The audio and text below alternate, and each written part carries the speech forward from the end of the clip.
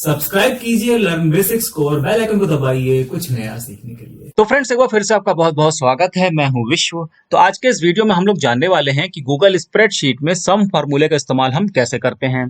Google spreadsheet के ऊपर basic से लेके एडवांस तक के ट्यूटोरियल्स देखने के लिए नीचे डिस्क्रिप्शन में प्लेलिस्ट का लिंक दिया है, वहां से जाकर के आप वो वीडियोस देख सकते हैं। तो जैसा कि आप देख रहे हैं, यहाँ पर हमने 4 नंबर लिए हैं रो में और 4 नंबर लिए हैं कॉलम में। तो सबसे पहले हम सम फार्मूला लगाएंगे रो के लिए, उसके बाद सम फार्मूला लगाएंगे हम कॉलम के लिए। ठीक है, तो मान लीजिए कि इन 4 नंबर का हमें टोटल निकालना है इस सेल में। तो सबसे पहले हमने इस सेल को सेलेक्ट कर लिया, उसके बाद हमने टाइप किया इज इक्वल टू, उसके बाद हमने टाइप किया SUM, नीचे से हम सम फार्मूला आपको दिखा भी रहा है।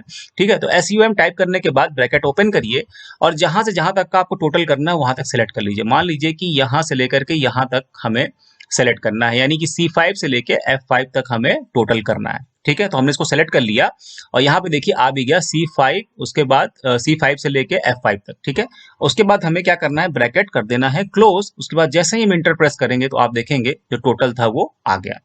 ठीक है, अच्छा बाय डिफॉल्ट ये नीचे दिखा भी रहा है, जो इस रो का टोटल है, ये इस रो का टोटल है, इस रो का टोटल है, ये भी दिखा रहा है। ठीक है, इसी तरीके से हम क्या करेंगे, यहाँ पर कॉलम के लिए लगाएंगे। इज इक्वल टू लिखा हमने, उसके बाद हमने लिखा SUM, उसके बाद ब्रैकेट किया ओपन, उसके बाद हमने यहां से लेके यहां तक इसको सेलेक्ट कर लिया। ठीक है, तो C5 से लेके C8 तक देखिए इसने सेलेक्ट कर लिया। उसके बाद हमने ब्रैकेट किया क्लोज, उसके बाद जैसे ही आप एंटर प्रेस करेंगे तो आप देखेंगे कि इसका टोटल भी आ गया। ठीक है,